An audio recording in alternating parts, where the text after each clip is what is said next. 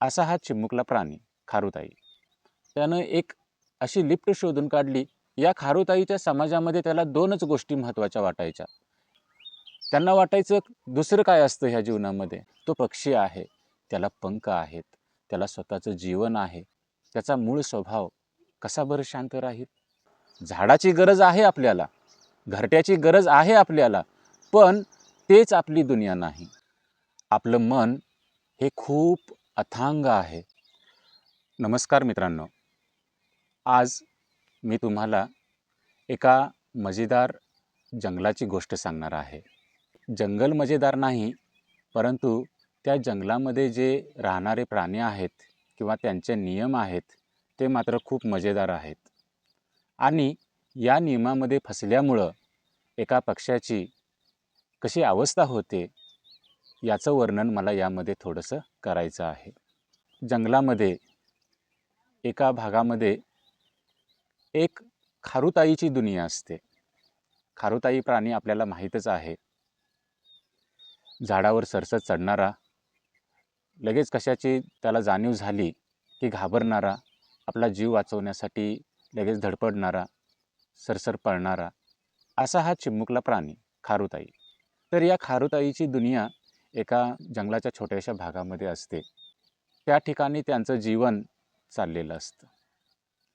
पण होतं काय, एकदा त्या खारुताई ज्या झाडावर राहत असतात, त्या झाडावर एक घरटं असतं आणि त्या घरट्यामध्ये एका पक्ष्याचा जन्म होतो. त्या पक्ष्याचा जन्म झाल्यानंतर तो पक्षी जो आहे, तो लहानपणापासून त्या खारुताईच्या संगतीनेच राहू लागतो. ही काल्पनिक गोष्ट आहे, त्यामुळं तो पक्षी खारुताईंच्या सोबत कसा राहील किंवा काय करेल हे आपल्याला सध्या प्रश्न विचारायचे नाहीत. आपल्याला फक्त त्यातला गर्भित अर्थ समजून घ्यायचा आहे. या पक्ष्याला स्वतःची ओळख नव्हती असं समजूया. त्यामुळं सुरुवातीपासून तो खारुताईच्या सोबतच राहायला लागला. जो काही त्यांचा समाज होता, त्याच्यामध्येच तो वावरायला लागला. जसजसा मोठा व्हायला लागला, तसतसं त्याला दिसायला लागलं की या खारुताई काय करत असतात दिवसभर, आणि त्या पद्धतीनं तोही त्यांच्यासोबतच राहायला लागला. आता खरं तर खारुताई झाडावरून जशी सरसर खाली पळायची, वर चढायची, तसं त्याला जमत नव्हतं. पण तरीसुद्धा तो त्या खारुताईप्रमाणे करण्याचा प्रयत्न करायचा. खारुताई घाबरली, ती कशाला घाबरते? खारुताई आनंदी झाली, ती कशानं आनंदी होते? खारुताई दुःखी होते, कशानं दुःखी होते? खारुताई निराश होते, कशानं निराश होते? अशा पद्धतीने सगळं निरीक्षण त्या पक्ष्याचं चालू होतं आणि त्याच्या आतमध्ये हे सगळं कोरलं जात होतं. आणि त्यालासुद्धा या सगळ्या गोष्टी आपल्या दृष्टीनं खूप महत्त्वाच्या वाटू लागल्या आणि तोही त्यांच्यासोबत मोठा व्हायला लागला. परंतु मोठा होताना तो स्वतःला या खारुताईच्याच समाजाचा एक घटक समजत होता. स्वतःलाही एक खारुताईच समजत होता, एवढं मात्र. आता जरी त्याला खारुताईप्रमाणे सगळ्या काही त्याच्या क्रिया करता येत नसल्या, तरी त्याच्याकडे एक विशेष शक्ती होती आणि त्या शक्तीच्या साहाय्यानं त्यानं प्रयत्न करून अशा काही नवीन गोष्टी शोधून काढल्या. त्याला झाडावर सरसर चढता येत नव्हतं, तर त्यानं काय केलं, आपल्या बुद्धीच्या जोरावर त्यानं एक अशी लिफ्ट शोधून काढली की जी सरदिशी झाडावरून वर जायची आणि नंतर ज्यावेळी त्याला खाली जायचं असेल त्यावेळी पुन्हा झरदिशी ती खाली येऊ लागायची. कारण त्याला तर खारुताईप्रमाणे पाय नव्हते किंवा तो पळू शकत नव्हता, पण त्याच्याकडे बुद्धी नावाची गोष्ट मात्र खूप अद्भुत होती. आणि या गोष्टीच्या साहाय्याने तो त्याला जे काही करावंसं वाटायचं, खारुताईच्या दुनियेमध्ये जे काही तो करू शकत नव्हता, ते मात्र त्याच्या बुद्धीच्या जोरावर तो अगदी सहजपणे करू लागायचा. खारुताई दिवसभर अन्न शोधायची, इकडं तिकडं धावाधाव करायची. सुरुवातीला तोही धावाधाव करायला लागला, पण नंतर त्याच्या लक्षात आलं की हे अन्न शोधणं ही एवढी मोठी गोष्ट नाही. त्यासाठी आपण काहीतरी खात्रीशीर उपाय करू शकतो. आणि त्यानं शेतीचा शोध लावला आणि त्या शेतीमधून त्याला खात्रीशीर धान्य मिळायला लागलं, अन्न मिळायला लागलं आणि त्यामुळं जशी खारुताईची धावपळ व्हायची, तशी त्याची होणारी धावपळ मात्र वाचली. आता यामुळे त्याला मोकळा वेळ मिळायला लागला. मोकळा वेळ मिळाला, आता ह्या मोकळ्या वेळाचं करायचं काय? मग आपला वेळ घालवण्यासाठी त्यानं वेगवेगळ्या मनोरंजनाची साधनं अशा गोष्टींचाही शोध स्वतःमध्ये लावला. त्यानंतर खारुताईच्या त्या समाजातील नियमाप्रमाणे त्याचं लग्नही झालं. त्याला 2 छोटी पिल्लंही झाली. आता तो त्यांचा सांभाळ करण्यासाठी तो काम करायला लागायचा. जसं खारुताईच्या समाजाचा नियम होता, तशा पद्धतीनं तो आपल्या कुटुंबाचं पालन करायचा, सगळं सांभाळायचा. त्यांच्यासाठी जे हवं नको ते सगळं पाहायचा. हे सगळं होत होतं. या प्रयत्नामध्ये तो कुणाही पेक्षा कमी नव्हता. अगदी त्याचं स्वतःचं जे घरटं होतं ते खूप सुंदर होतं. त्यासाठी त्याच्या लागणाऱ्या सुखसुविधा होत्या आपल्या घरासाठी, आपल्या पिल्लांसाठी, त्या सगळ्या त्यानं बनवल्या होत्या. पण हे सगळं करूनही त्याच्या आतमध्ये एक कुठेतरी बेचैनी होती, एक कुठेतरी अशांतता होती. आता ही बेचैनी काय आहे, अशांतता काय आहे, याचं रहस्य, याचं गूढ त्याला उलगडायचंच नाही. आणि त्याला वाटायचं की मला आणखी काहीतरी करायला आवश्यक आहे आणि आणखी काहीतरी नवीन गोष्टीचा शोध लावणं आवश्यक आहे. आणखी काहीतरी नवीन गोष्ट माझ्याकडं मिळवण्याचा प्रयत्न आपण करायला पाहिजे, असंच त्याला वाटायचं. कारण या खारुताईच्या समाजामध्ये त्याला 2च गोष्टी महत्त्वाच्या वाटायच्या. एक म्हणजे भीती आणि दुसरं म्हणजे लालच, लोभ. भीती कशाची? तर शेवटी कुठला तरी प्राणी येईल, आपलं घरटं मोडेल. कोणीतरी येईल, आपल्याला मारेल. काहीतरी होईल आणि आपलं हे जे शरीर आहे नष्ट होईल. या गोष्टीची भीती त्याला. म्हणजे स्वतःची सुरक्षा घेणं, स्वतःच्या कुटुंबाची सुरक्षा घेणं, स्वतःच्या घरट्याची सुरक्षा करणं, ही गोष्ट त्याला खूप महत्त्वाची वाटायची आणि त्यासाठी त्यानं अनेक यंत्रणाही तयार केल्या होत्या. पण हे सगळं यंत्रणा करूनही त्याच्या मनामध्ये मात्र ती भीती काही कमी व्हायची नाही. सगळं जे काही करायला लागायचं त्या भीतीपोटी त्यांना अनेक गोष्टी तो करत होता. आणि दुसरं म्हणजे ज्या गोष्टीमुळे त्याला सुरक्षा मिळते, ज्या गोष्टीमुळे त्याला एक सोय आहे याची भावना तयार होते, अशा गोष्टी तो स्वतःजवळ खूप साठवून ठेवू लागला. उदाहरणार्थ आपल्या कुटुंबासाठी जी अन्नाची गरज असते, धान्याची गरज असते, त्यासाठी त्याला वाटायला लागलं की आपण आपली तरी काळजी नाही, परंतु भविष्यामध्ये आपल्याला जे लागेल यासाठी आपण हे धान्य साठवून ठेवायला पाहिजे. त्यांना आपल्या घरट्यामध्ये एका बाजूला एक मोठं कोठारही करून ठेवलं होतं आणि त्या कोठारामध्ये तो सारखं धान्य साठवून ठेवायचा. किती जरी धान्य साठलं तरी त्याची भीती काही कमी व्हायची नाही. त्याला वाटायचं पुढं काय होईल, काय नाही आपल्याला माहीत नाही आणि त्यामुळं आपण आपल्या कुटुंबाची, आपल्या पिल्लांची काळजीही घेतलीच पाहिजे. म्हणजे त्याचं दिवसभराचं जे जीवन होतं ते फक्त या भीतीपोटी आणि त्या लोभापोटी फक्त इकडं-तिकडं धडपडण्यामध्ये जात होतं. त्याला सगळ्या गोष्टी मिळत होत्या. त्याच्याजवळ सगळं काही होतं. परंतु तरीही आतमध्ये त्याच्या एक बेचैनी होती, अस्वस्थता होती आणि ही अस्वस्थता काय होती हे त्याला नक्की काहीच समजत नव्हतं. तो आजूबाजूच्या खारुताईच्या समाजातील काही घटकांना विचारायचा त्याच्याबद्दल, बोलायचा, त्यांच्याशी गप्पा करायचा. पण त्यांचीही अवस्था अशीच होती. त्यांचंही जीवन हे नेहमीप्रमाणे चालूच होतं आणि त्यांना काही त्याच्यामध्ये विशेष वाटत नव्हतं. त्यांना वाटायचं दुसरं काय असतं ह्या जीवनामध्ये. जीवनामध्ये हे असंच असतं, स्वतःसाठी अन्न मिळवायचं, सगळी सुरक्षा मिळवायची आणि सारखं धडपडत राहायचं. भीती किंवा जे लालच आहे ती नॉर्मल गोष्ट आहे आणि त्यातूनच सगळ्या गोष्टी करायच्या असतात. परंतु काही कालावधीनंतर मात्र या पक्षाला या गोष्टी पटेनाशा झाल्या.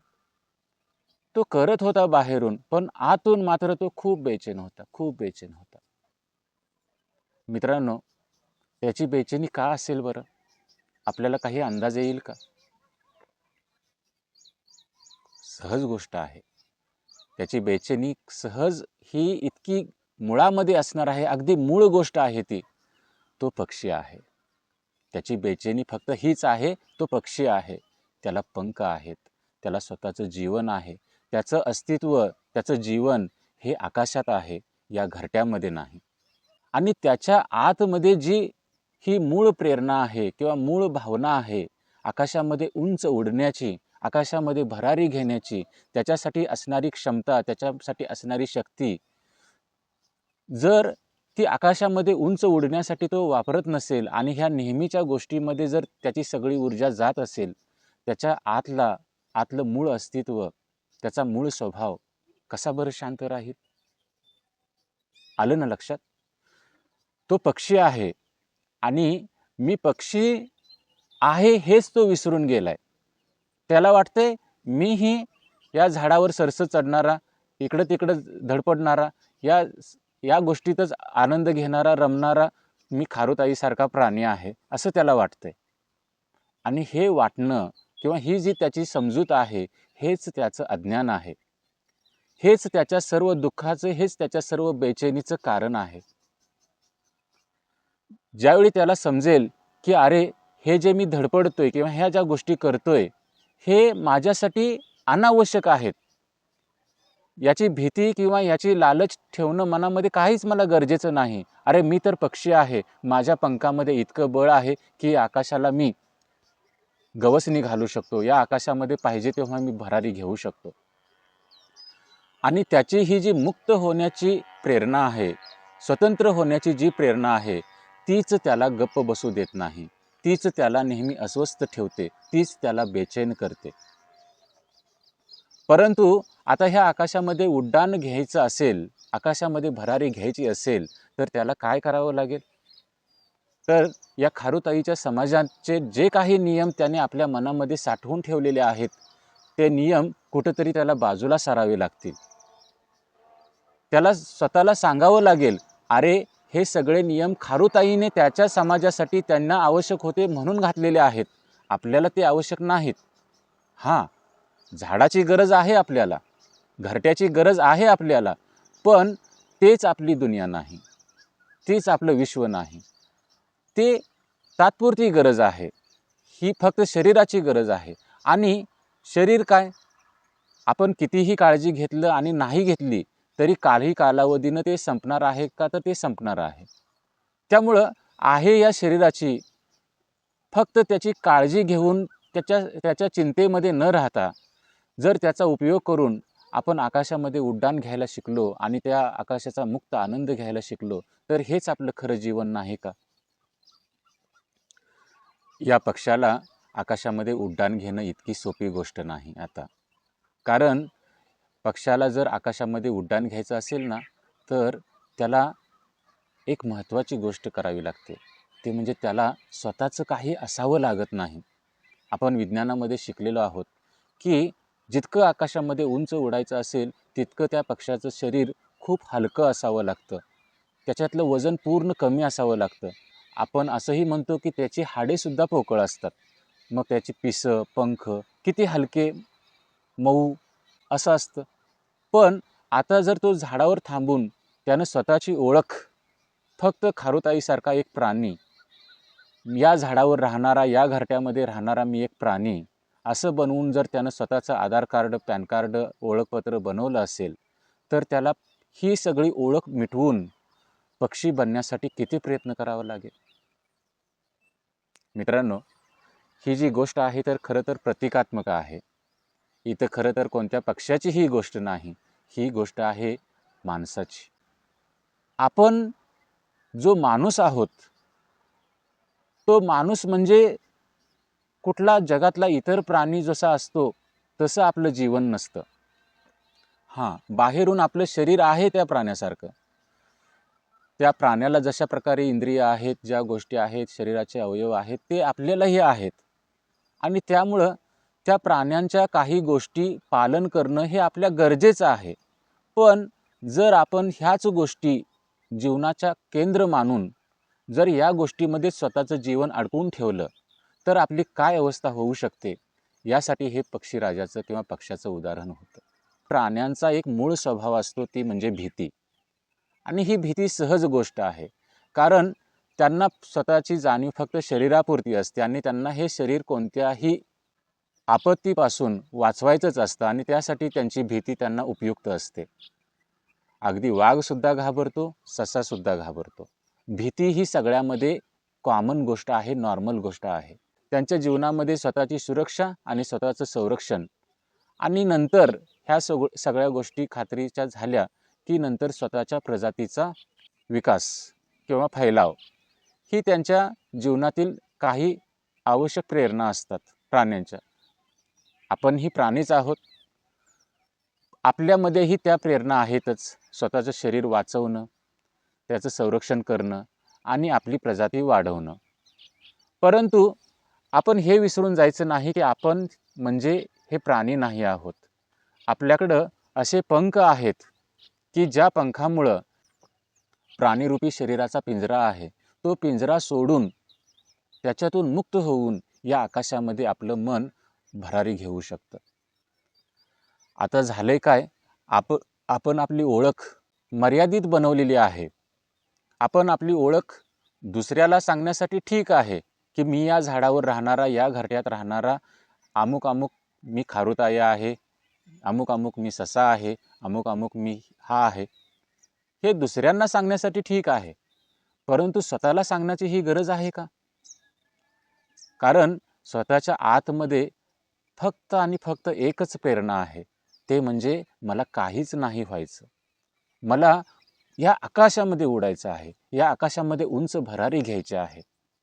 माझ्यामधले पंख, माझी ऊर्जा सगळी ह्या फक्त झाडाभोवती फिरण्यामध्ये, या बंधनामध्ये फिरण्यासाठी किंवा तिथंच धडपडण्यासाठी नाही, तर सगळ्यातून मुक्त होऊन मला या आकाशामध्ये जायचं आहे. हां, गरज म्हणून मला या झाडावर यायचं आहे, त्या घरट्यामधल्या माझ्या पिल्लांना सांभाळायचं आहे, घरटं बनवायचं आहे. पण सगळं आयुष्य मी या घरट्यामध्येच, या झाडाजवळच सगळं घालवावं, हे मात्र माझ्या मनाला पटणार नाही. आपलं मन हे खूप अथांग आहे. आपल्याला जाणवतं का की जेव्हा आपण कधी विशाल सागराकडे पाहतो, अथांग सागराकडे पाहतो, अत्युच्च पर्वताकडे पाहतो, वाहणाऱ्या नदीकडे पाहतो, एका मुक्त निसर्गाकडे पाहतो, उंच डोंगराकडे पाहतो, खोल दऱ्याकडे पाहतो, आपलं मन एका वेगळ्याच विश्वामध्ये जातं ना.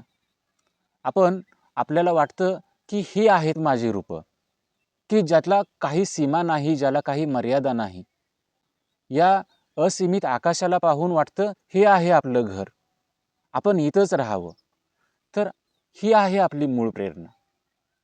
मग जर त्या पक्षाला स्वतःची ओळख नसेल, मी पक्षी आहे, स्वतःच्या शक्तीची जाणीव नसेल, मी या आकाशामध्ये भरारी घेण्यासाठी आहे, आणि जर ते स्वतःला फक्त झाडाभोवती, त्या घरट्याभोवती, पिंजऱ्यामध्ये, स्वतःच्या एखाद्या ओळखीमध्ये जर अडकून ठेवत असेल, आणि मग त्याच ठिकाणी त्यांना कितीही धडपड करू दे, त्यानं कितीही कुणाशीही स्पर्धा करू दे, त्यानं कितीही या खारुताईच्या समाजातील नियमाप्रमाणे उंच स्थान मिळवू दे, ते त्याच्यासाठी शेवटी आतून कुठून तरी खोलपणाची, रिकामेपणाची भावना निर्माण होतच असते.